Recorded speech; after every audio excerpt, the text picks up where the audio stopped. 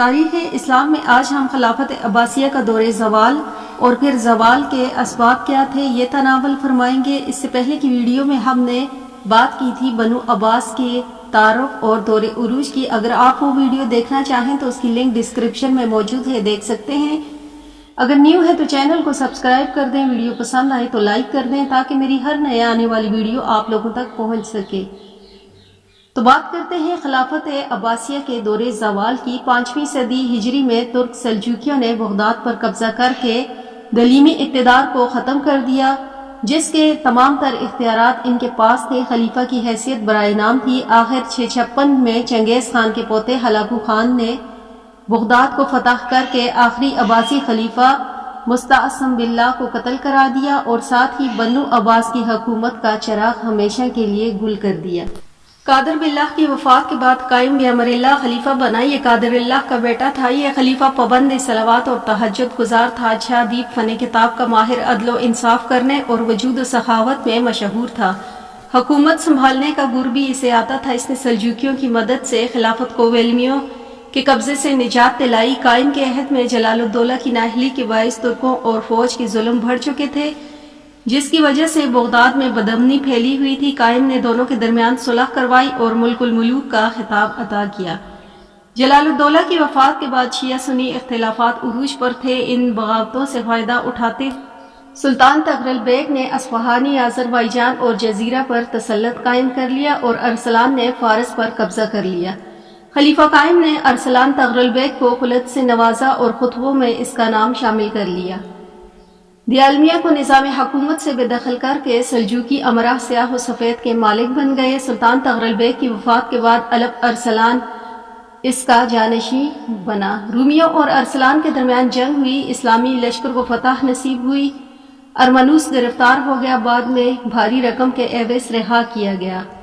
قائم بامر اللہ 44 سال 8 ماہ حکومت کی اور وفات پا گئے۔ مقتدی والد کی وفات کے بعد 20 سال کی عمر میں تخت نشین ہوا۔ اس نے بہت ساری مذہبی اور اخلاقی اصلاحات نافذ کی، عباسی خلافت کو بڑھایا۔ اس کے عہد میں رعایا بہت خوش تھی کیونکہ اشیاء سستے داموں لوگوں کو میسر آتی تھی، جس کی وجہ سے بغداد کی تعداد بڑھ چکی تھی۔ سلجوکیوں کے اس کے عہد میں بہت عروج حاصل ہوا۔ 30 سال کی عمر میں اس کا انتقال ہوا۔ اس کے بیٹے نے اس کے بعد خلافت سنبھالی۔ مستحصر 21 سال کی عمر میں تخت نشین ہوا۔ یہ بڑا رحم دل، خوش اخلاق تھا، عالم فاضل تھا، علماء و مشائخ کا قدردان تھا، ادیب تھا، اس کا خط اچھا تھا۔ اس کے عہد میں رعایا بہت خوش تھی۔ اس کی وفات کے بعد اس کا بیٹا تخت نشین ہوا۔ یہ بھی بہت فرشتہ سیرت انسان تھا، عالم فاضل تھا، رعایا کی خدمات میں مصروف رہتا تھا، ٹیکس معاف کی۔ اس کے عہد میں سلجوکیوں میں خانہ جنگی قائم رہی۔ اس کے اور سلطان مسعود کے درمیان کشمکش نے جنگی صورت اختیار کر لی۔ مسعود سلطان نے دھوکے سے اسے قتل کروا دیا۔ والد کے قتل کے بعد بیٹا تخت نشین ہوا۔ راشد باللہ کی خلافت۔ راشد باللہ بہادر تھا، شعر و ادب سے لگاؤ رکھتا تھا، لیکن جلد ہی معزول کروا دیا گیا۔ اس کے بعد اس کے چچا کو تخت نشین کروایا گیا۔ یہ بہت بہادر تھا، اس نے عراق کو سلجوکی سلاطین کے سیاسی اثر سے چھٹکارا دلوایا۔ اس کے دور میں عراق اور بغداد میں سیاسی خلفاء کی حکومت صحیح معنوں میں قائم ہوئی اور مکمل اختیارات حاصل ہوئے۔ 66 سال کی عمر میں اس نے وفات پائی۔ پھر اس کے بعد اس کا بیٹا مستنجد باللہ خلیفہ بنا۔ یہ بہت اچھا ثابت ہوا۔ حکومت اور عوام کے لیے اس نے تمام باغیوں کی سرکوبی کی، امن قائم کیا۔ جب بیمار ہوا تو سازش کا شکار ہوئے، اسے گرم حمام میں بند کروا کے مروا دیا گیا۔ 56 سال کی عمر میں 10 سال حکومت کی۔ اس کے بعد اس کا بیٹا تخت نشین ہوا۔ یہ بھی شریف النفس انسان تھا، اس کے زمانے میں بھی رعایا خوشحال تھی۔ 39 سال کی عمر میں اس نے وفات پائی۔ اس کے بعد اس کا بیٹا ناصر الدین اللہ کی حکومت ہوئی اور یہ 19 سال کی عمر میں تخت نشین ہوا۔ رعب والا تھا، غضب کا سیاستدان تھا، عالم تھا، 47 سال حکمران رہا۔ اس کی حیت سے مصر اور شام کے حکمران خوف کھاتے تھے۔ اکثر ممالک میں اس کے نام کا سکہ تھا اور خطبہ پڑھا جاتا تھا۔ اس نے دولت جمع کرنے کا مادہ کوٹ کوٹ کے بھرا ہوا تھا، عوام پر ٹیکس لگاتا اور سزا میں سختی کرتا تھا۔ اس کی وفات کے بعد اس کا بیٹا جانشین بنا۔ ظاہر بامر اللہ کی خلافت 52 سال کی حکومت میں خلیفہ بنا، عدل و انصاف سے حکومت کا آغاز کیا۔ لوگوں کے ذہنوں میں حضرت عمر فاروق رضی اللہ تعالی عنہ اور حضرت عمر عبدالعزیز رضی اللہ تعالیٰ عنہ کی یاد تازہ ہو گئی۔ ٹیکس معاف کیے 9.5 ماہ حکومت کے بعد وفات پا گیا، اس کا بیٹا تخت نشین ہوا۔ مستنصر باللہ کی خلافت 35 سال کی عمر میں یہ تخت نشین ہوا۔ اس نے عوام پر پیسے کو پانی کی طرح بہایا، رفائی کام کیے۔ اس کے سب سے بڑا مدرسہ مستنصر کی تعمیر ہے، جس کی عالم اسلام میں کوئی نظیر نہیں ملتی۔ اس کے زمانے میں صلیبی مجاہدین کا طوفان زوروں پر تھا۔ پھر صلاح الدین کی وفات کے بعد اس کے بیٹوں نے مصر اور دمشق اور حلب میں علیحدہ حکومتیں قائم کر رکھی تھی، اس لیے صلیبوں کے خلاف کوئی خاص کارروائی نہ کر سکے اور چند شرائط پر عارضی طور پر بیت المقدس صلیبی فوج کے حوالے کر دیا۔ تاتاری قبائل وسطی ایشیا کے ممالک کو فتح کرتے ہوئے عباسی مملکت کی سرحد تک آ پہنچے، مگر خلیفہ کی جنگی تیاری دیکھ کر چھیڑ چھاڑ سے باز رہے۔ 17 سال کی حکومت کے بعد یہ بھی وفات پا گئے۔ پھر معتصم باللہ کی خلافت، باپ کی وفات کے بعد بیٹا تخت نشین ہوا۔ یہ خود شریف النفس انسان تھا، اخلاقی تھا، مگر حکومت چلانے کا سلیقہ اسے نہیں تھا۔ کم ہمتی اور کمزوری کے باعث سلطنت سے غافل رہتا تھا، اس کا بیشتر وقت تفریحی مشاغل میں گزرتا تھا۔ معید الدین محمد بن القمی کو اس نے وزیر بنایا۔ یہ قابل تو تھا مگر بد فطرت تھا اور شرانگیز تھا۔ عہد پر فائز ہوتے ہی اس نے خلیفہ کو معطل کر دیا اور خود سیاہ و سفید کا مالک بن گیا۔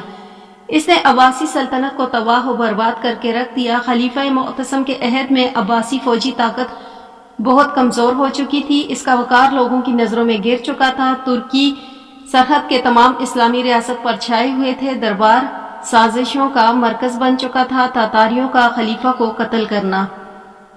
ان حالات کو دیکھتے ہوئے تاتاریوں نے بغداد کی اینٹ سے اینٹ بجا دی اور خلیفہ معتصم کو موت کے گھاٹ اتار دیا۔ تاتاریوں کا بغداد پر قبضہ کیا، اس کے بعد عراق پر قبضہ کیا اور 500 سالہ عباسی حکومت کا خاتمہ ہو گیا اور مسلمانوں کی سیاسی مرکزیت بھی اختتام پذیر۔ خلافت عباسیہ کے زوال کے اسباب کیا ہیں؟ تو علویوں کی مخالفت۔ علوی ہیں حضرت علی رضی اللہ تعالیٰ عنہ کے غیر فاطمی بیٹے۔ تو عباسی حکومت کے قیام کے روز اول سے ہی اس کے زوال کا عناصر موجود تھے۔ انہوں نے رسول اکرم صلی اللہ علیہ وآلہ وسلم کی قرابت کا دعویٰ کر کے لوگوں کو بنو ہاشم کی حمایت کے لیے اکسایا۔ بنو امیہ کی حکومت کے خاتمے پر یہ ظاہر ہوا کہ بنو ہاشم کی خلافت کے پروپیگنڈے میں عباسی حکومت کا قیام مقصود ہے۔ جب حکومت کا قیام عمل میں آیا تو عباسیوں نے طاقت کے بلبوتے پر ثابت کرنا شروع کر دیا کہ حضور اکرم صلی اللہ علیہ وآلہ وسلم کے اصل جانشین عباسی ہیں۔ اسی وجہ سے علویوں اور عباسیوں کے درمیان نفرت کی خلیج پیدا ہو گئی۔ علویوں کو جب بھی موقع ملا انہوں نے ان کے خلاف بغاوت کی، جس کی وجہ سے حکومت کی جڑیں اندرونی طور پر کمزور ہونا شروع ہو گئیں۔ بغاوتوں کے خاتمے کے ساتھ ہی عباسی خلفاء نے علویوں کے ساتھ بہت برا سلوک کیا۔ منصور کے دور حکومت میں بے شمار علویوں کو نظر بند کر کے ان کی جائیدادیں ضبط کی گئیں۔ ہارون الرشید کے دور میں یحییٰ بن عبداللہ کو نظر بند کیا گیا۔ بعض علماء نے علویوں کی خوشنودی بھی حاصل کرنے کی کوشش کی مگر اختلافات برقرار رہے۔ علویوں نے عباسی حکومت کی کمزوریوں سے فائدہ اٹھایا۔ پھر دوسرا سبب تھا ان کا نسلی اختلافات۔ بنو امیہ خلافت عربوں کے بلبوتے پر قائم تھی، تمام اقتدار عربوں کے پاس تھا اور بڑے بڑے عہدوں پر عرب فائز تھے، جبکہ عباسی خلافت اجمیوں کے زور پر قائم تھی۔ اس لیے عباسی خلافت میں اجمیوں کو بڑے بڑے عہدوں پر فائز کیا گیا، جس کی وجہ سے عربی خلاف ہو گئے اور بغاوت میں حصہ لینے لگے۔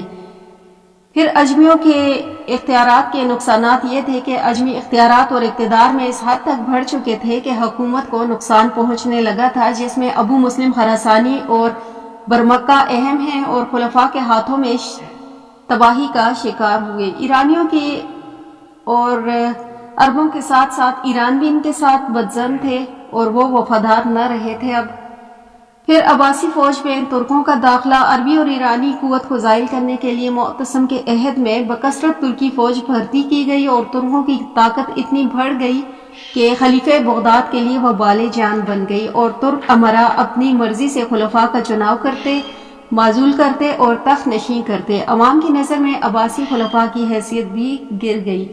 تیسرا سبب تھا ان کا خود مختار ریاستوں کا قیام۔ ترک فوجی سرداروں اور ان کے بعد آل بویہ کی خلافت بغداد پر چھانے لگی۔ مرکزی حکومت بہت کمزور ہو گئی۔ مرکزی حکومت کی زبوں دیکھ کر دور دراز صوبوں کے حاکموں اور سرداروں نے خود مختار ریاستیں قائم کر لی۔ جس کی وجہ سے خلافت بغداد کی سیاسی حیثیت کو نقصان پہنچا۔ پھر اس کے علاوہ خفیہ تحریکیں تھیں جیسے اسماعیلیہ تحریک، کرامتہ تحریک، فاطمہ تحریک، فاطمیہ تحریک، اسماعیلیہ تحریک، اور انہوں نے عباسی حکومت کی قیادت کو تسلیم نہیں کیا۔ ان کی خفیہ تحریکیں عباسی حکومت کے زوال کا باعث بنی۔ اس کے علاوہ عباسی خلفاء کا اخلاقی انحطاط تھا۔ حکومت عباسیہ شخصی حکومت تھی۔ حکومت کی کامیابی ناکامی کا دار و مدار بادشاہ کی ذات پر ہوتا تھا۔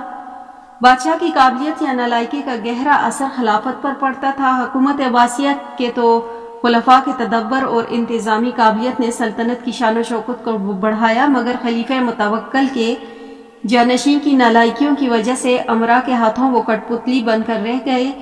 خلافت کی سیاسی طاقت کمزور ہو گئی اور ملک کے طول و عرض میں چھوٹی چھوٹی ریاستیں قائم ہونے لگیں۔